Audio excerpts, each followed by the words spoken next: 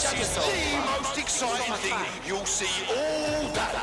G'day guys, so Watch Dogs Legion is out after a lengthy delay and fans are finally getting their fill of life as a pig mask wearing hacker in a hauntingly beautiful London. Now this review doesn't contain spoilers and all footage you'll see is from the first few hours. So let's kick things off with graphics. Look, it's a Ubisoft game.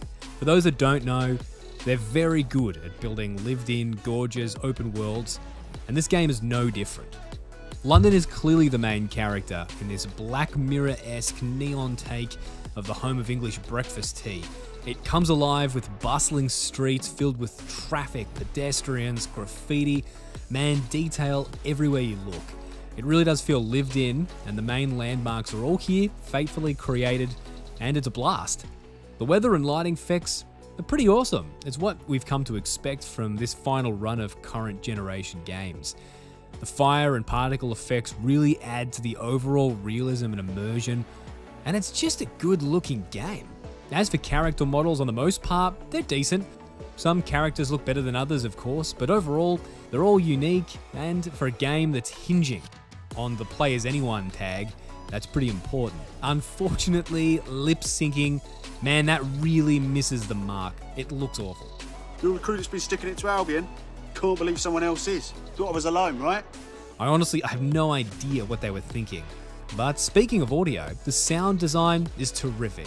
Whether it's the coming and goings of everyday London life, or a gunfight with futuristic weapons, the sound works well, and it blends in with the world.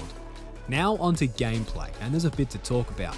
The main hook here, for anyone who's not aware of the game's formula, is that there are no main characters in Watch Dogs Legion. Instead, every NPC is a playable character that you can recruit. That's a big change from other open world third-person games, and one that comes with its fair share of risk. Overall, the mechanic works well, and I found myself invested in the characters. I always wanted to find a better team member, or one with special abilities. I'll tell you, the loop is definitely here, and it works. But it's a Watch Dogs game, so it's all about hacking, and hacking in Watch Dogs Legion is honestly the best it's ever been. There's a variety of what you can do with your abilities, and the game always seems to know what it is that you want to hack. I didn't run into a problem of wanting to hack, say, a security camera, only to keep picking up an NPC or a car or something like that.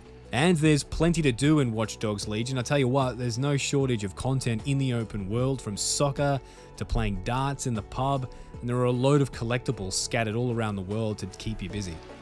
But once again, Ubisoft has locked the best gear behind a paywall, similar to previous titles in the past few years from this publisher. Look, it doesn't break the game. It's definitely not pay to win. It's all cosmetic. But when I'm paying a full retail price game, I simply hate seeing microtransactions, and I really don't think they should be a thing. And every time they poke their ugly face up in these games, I just get annoyed. But in the open world, the things you can do, it's good fun. Driving in Watch Dogs 1 was pretty bad. And I'm happy to say in Legion, it's decent. Sure, it's no driving simulator, but the cars stick to the road and they feel responsive, with each vehicle having its own unique feel. Shooting is a little half-baked. It's floaty and each weapon kind of feels the same. Yes, this is not Call of Duty, but other third-person games that have shooting mechanics definitely feel better. And the same, unfortunately, goes for combat. Okay, combat in this game, let's be honest, it sucks. You have one button for punching, one for breaking a block, and another to dodge. That's it. And I'll tell you, you'll work out pretty quickly what the NPC fighting pattern is in about 15 seconds, and it just never really feels rewarding. You're either destroying NPCs like you're Superman, or it becomes super tedious and kind of annoying. That's an issue because more often than not, you find yourself in fistfights in Legion, and kind of makes it feel like unlocking guns is a bit useless. Now finally, I won't be going into the story because I really don't want to give away any spoilers. I will only say it's good. Far better than Watch Dogs 1, and it pushes the game on quite nicely. So, if you're looking for an experience that makes you feel like a badass hacker in a neon punk rock London, man, this is the game for you. But if you're looking for a video game with a bit more depth, particularly around combat, maybe give it a miss. I don't think this game is going to go down as a classic for the genre. But the big question is, does it suck?